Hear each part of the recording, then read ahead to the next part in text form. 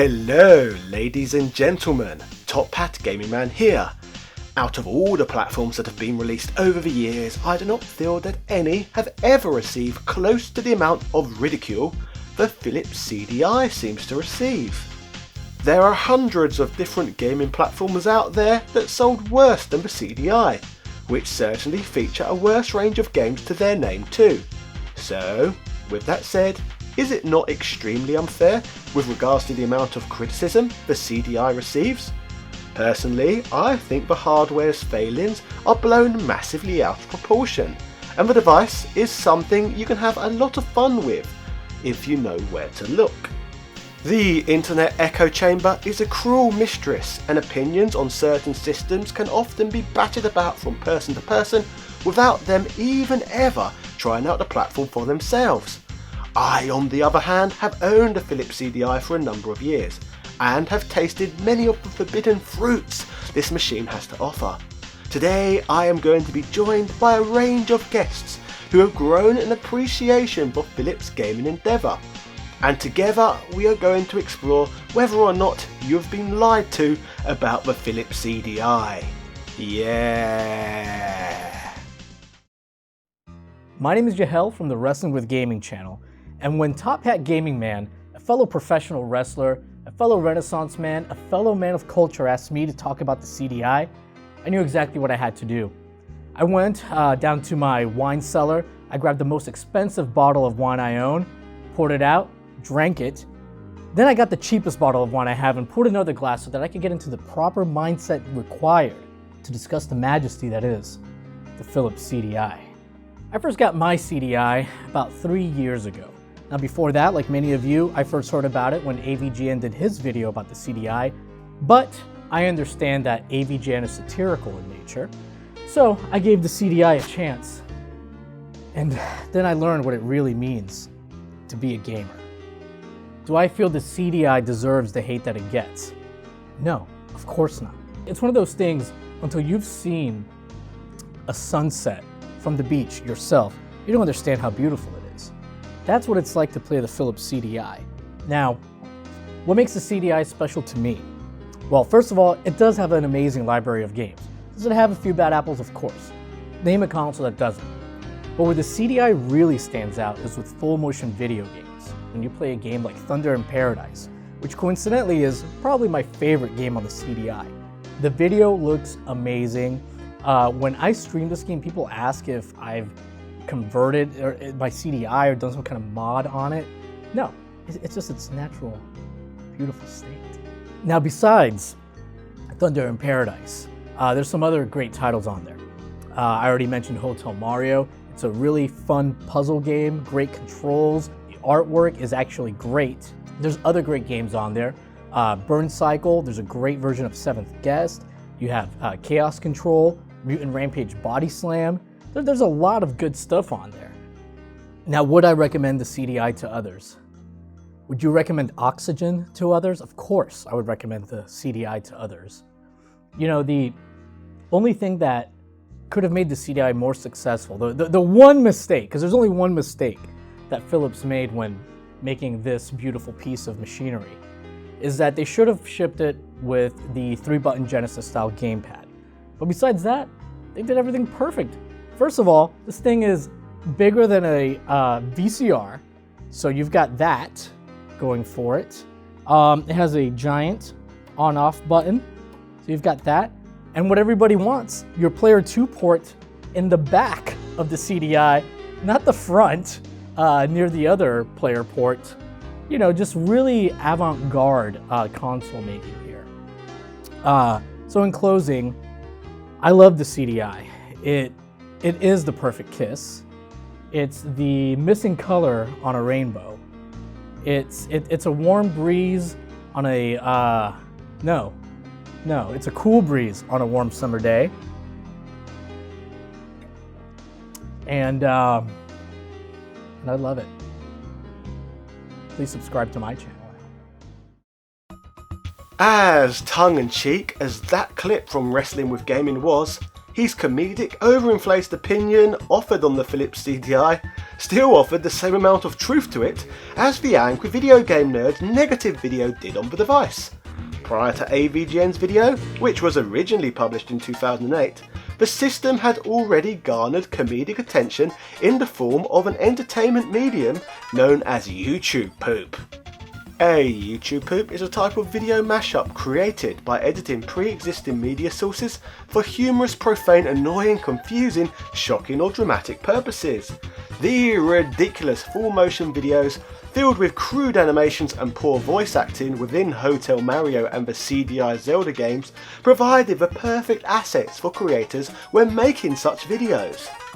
So in fairness, people were laughing and joking at the CDI's expense even prior to James Rolfe's involvement.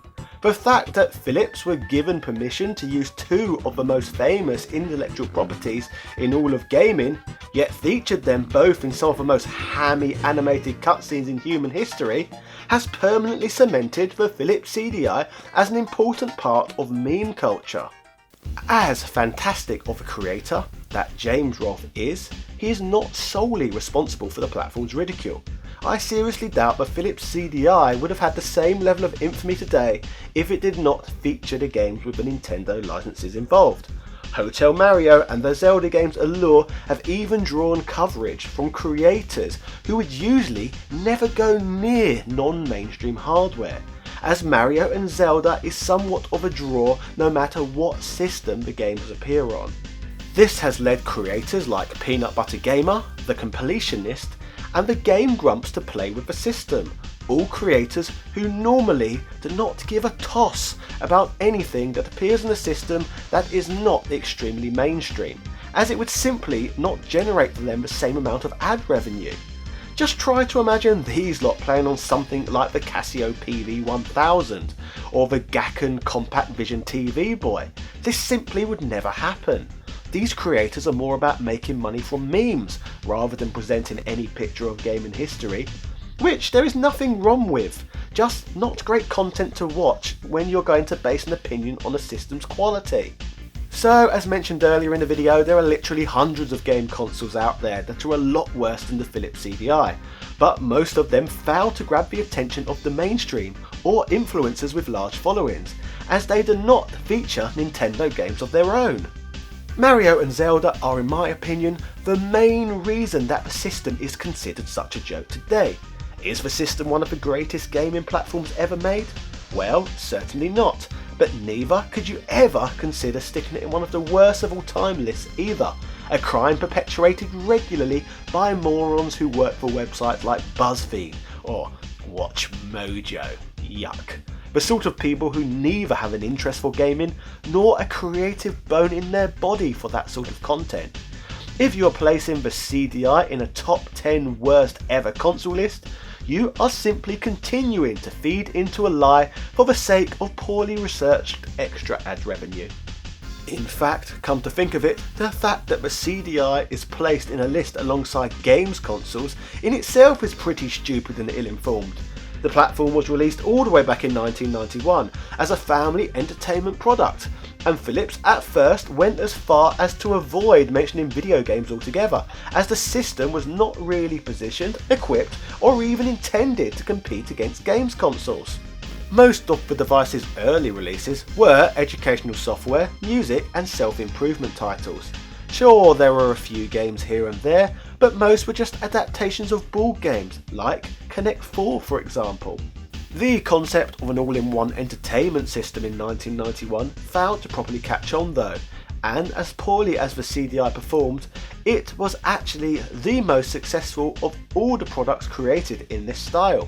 The Philips CDI outsold both the Commodore CD-TV and the Tandy Memorex VIS, thus making the CDI the most popular family entertainment centre in the world.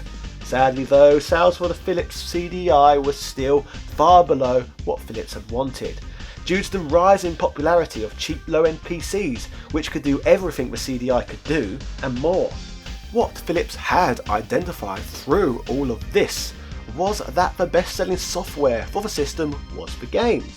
In a last-ditch effort to give purpose to the CDI, in 1993, Philips would be forced to go back on their original plan and have to begin marketing the device specifically for gaming. That year, Philips encouraged MS-DOS and console developers to create games for it. Further to this, they introduced a $250 peripheral with more memory and support for full motion video. On top of this, they introduced newer hardware models with a second controller port for multiplayer gaming. Apart from gaining the ability to feature games that included full motion video, you could now also watch VCD movies on the CDI, meaning that the CDI offered an almost DVD-like experience many years before the DVD format even took off. In fact, VCDs still remain popular today in certain Asian countries. Check out this Yokai Watch VCD I picked up on a trip to Thailand, for example. Philips' desperate last-minute attempt to breathe further life into their system via gaining a foothold in the games market was unsuccessful, which you would expect considering the platform was designed strictly as a multimedia player and thus was underpowered compared to other gaming platforms on the market in most respects. Despite this though, the people at Philips gave their all and nearly 200 games were released for the platform, which included a respectable amount of decent ones. Not that bad really at all, considering this was initially just a family entertainment unit. We will discuss some of these shortly, but for now let us hear a little more from two of today's guests and fellow CDI owners. Hi, I'm Historic Nerd. Let's talk about the Philips CDI. Me, like many other Americans, the first time I heard about it was through the Angry Video Game Nerd. And ultimately his video presentation gave me a rather negative view of the system. So, like many other people, I thought it was kind of a joke garbage platform that really wasn't based in a lot of experience with it. It was just kind of someone else's second-hand account of it. When did I first hear about the Philips CDI? I think anyone who was a child of the 80s and 90s knew about the CDI. The ability to play video discs, games, and music gave it instant appeal. Regrettably, the hardware was gated off to the elite. Suit-cladded salesmen demoed units from Beverly Hills to Bond Street in London, where their aristocracy could purchase and play their systems outside the preview of the common man. For those of us situated outside of this narrow market, it remained in magazines before the elite had their fill and late-night infomercials took over, which marketed the platform much like Britannica sold encyclopedias. Do you think the CDI deserves the hate it gets? Is a question I got.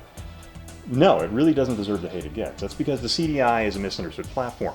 When it came to the United States, it was never intended to be a game console alone. It was meant to take over the living room as a multimedia delivery device. It was supposed to be a home computer, a VCR, and a gaming system all rolled into one as a means to entertain you and kind of take over the living room.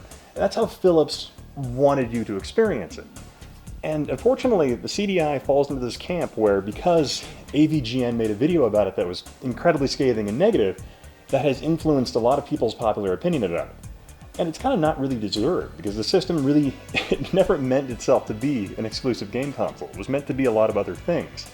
And so it just got roped into that whole thing.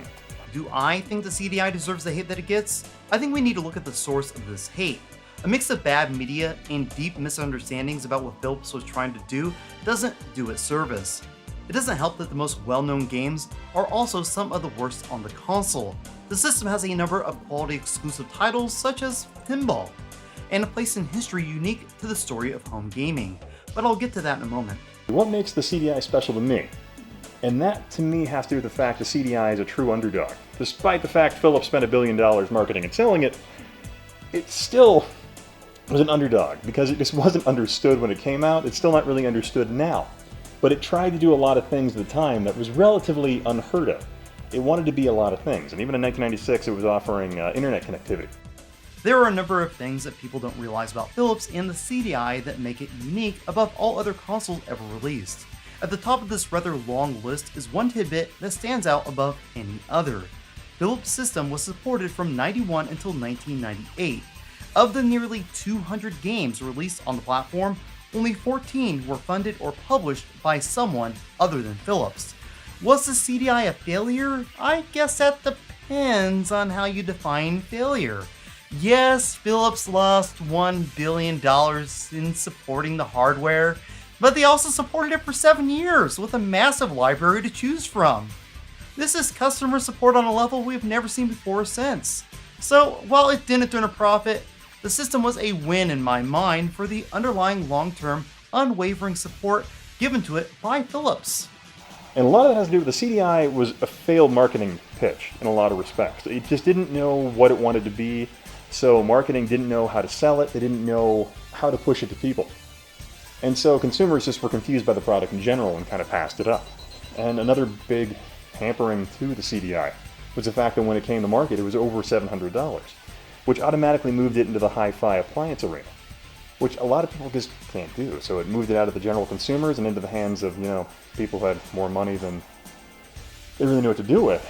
So what's my favorite CDI game? Well, there are a number of great CDI games, but at the top has to be the quintessential beat-em-up of 1994, Mutant Rampage Body Slam. I don't think I can do it justice without a deep dive dedicated video, so just trust me when I say it's the CDI's killer app. So my favorite CDI games would have to be Thunder in Paradise, followed by a number of other titles. But Thunder in Paradise, most notably because it is a 90s nostalgic thrill ride that you quite can't pass up. There's no experience quite like it, playing an FMV game where you get to hang out with Hulk Hogan and one of the kids from Step by Step, while reliving one of the episodes of the show, which is honestly a pretty innovative idea, because the game kind of sells itself as interactive television.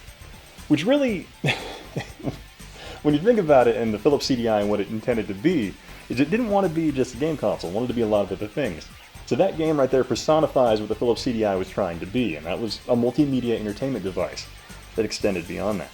And if you're like me and you like FMV titles, the CDI offers a wide variety of them, namely Seventh Guest, and one of my favorites would be Braindead 13, which, ironically, is actually probably one of the best versions is on the CDI, because other versions of it on the 3DO and the Sega Saturn cut a lot of stuff out of the game for whatever reason. So you lose certain intro pieces and other key kind of markers in the game that made it pretty decent. That, honestly, it's the truest port of the PC version of the game. So when people ask why I would recommend this, or how the hardware could have found success, I think the answer is it did find success in its own way. And for that reason, it should receive more appreciation and respect than it currently does. As they say in Martha's Vineyard, if it's good enough for the aristocracy, it might be too good for the plebs.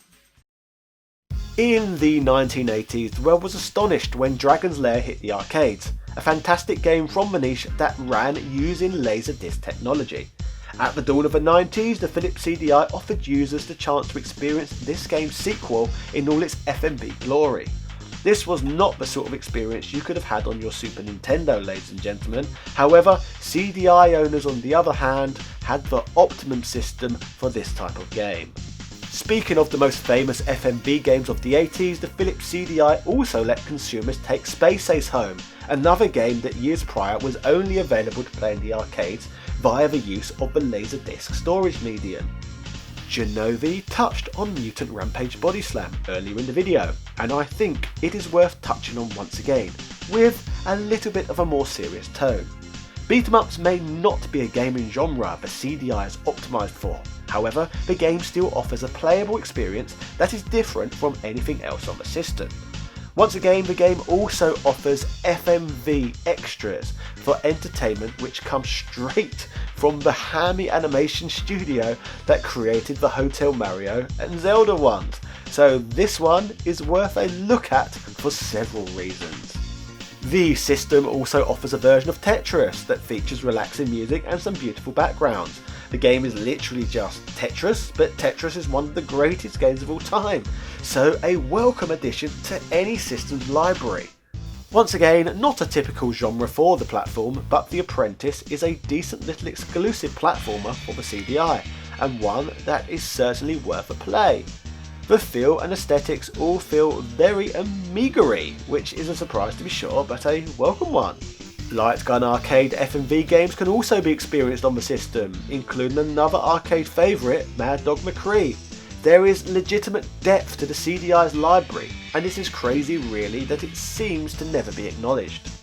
There are obviously nearly 200 games for the platform, so I could carry on talking all day about the system. However, there is one game in particular on the platform that I strongly feel needs addressing, and that game is Hotel Mario.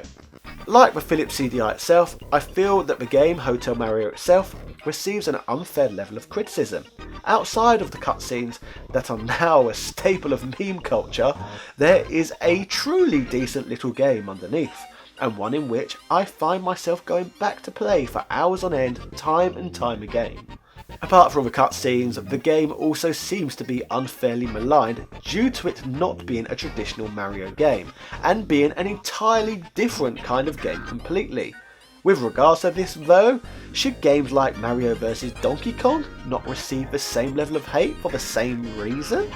This is a further example of the system racism and bias the poor old Philips CDI seems to put up with.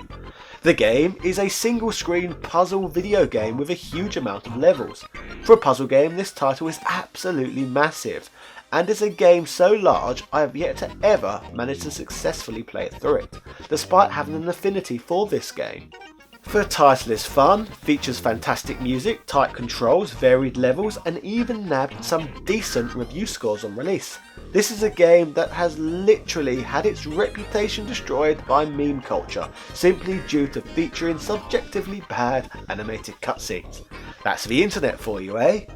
In fact, one day soon I quite fancy doing an in-depth retrospective on this game, including giving the coverage of its development cycle, because this is a title that truly does deserve a little more than just ridicule, much like the CDI itself.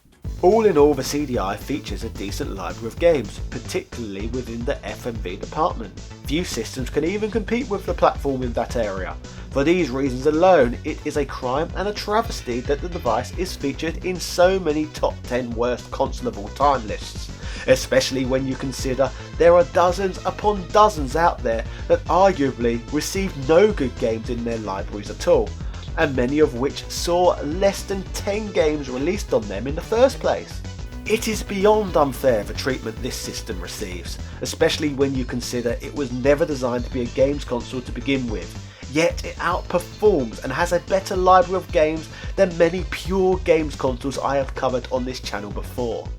With all of this in mind, I think enough is enough and it's time for a change, and together we need to all go out there and start spreading some CDI positivity. For too long this system has been mocked for its size, its weight and everything that made it different from others. We all need to rise up, be counted and fight against meme culture, poorly researched corporate top 10 lists and rewrite CDI history for ourselves. It is a novel device that offers a lot of variety and arguably remains the king of the FMV genre, even up until this very day. Yeah. Anyway, ladies and gentlemen, that was why you've been lied to about the Philips CDI. There is little substance to it really other than YouTube poop. I would like to give a special thanks to Wrestling with Gaming, the Historic Nerd and Jenovi for all appearing in today's video and continuing to keep the cult of CDI alive. You can find links to all of their channels in the comments section and the description. Let me know down below whether or not if you agree with me on the sentiment that the CDI's level of criticism is now at the point of being unfair, and if you are new here, do not forget to like, subscribe and hit the notification bell to get videos like this every single Sunday. Finally, my channel is partially funded by the generous donations I receive via Patreon. Patrons can earn a credit and a shout out at the end of these videos. These people make working full time on YouTube just that little bit less scary, so I would like to thank you all very much for that. So a huge shout outs to Carl Johnson, JD Robbins, Sebastian Velez, St Spaces, Andrew Bizanski, Asobi Kwang DX, Michael Baker, Tom Elliott, Computer Man, Antonio Rodriguez, Craig Jenkins, Daniel Daly, Retroversing.com, House of a Ted, Dan Barlow Jr. and all of my other patrons. Yeah. Cheerio.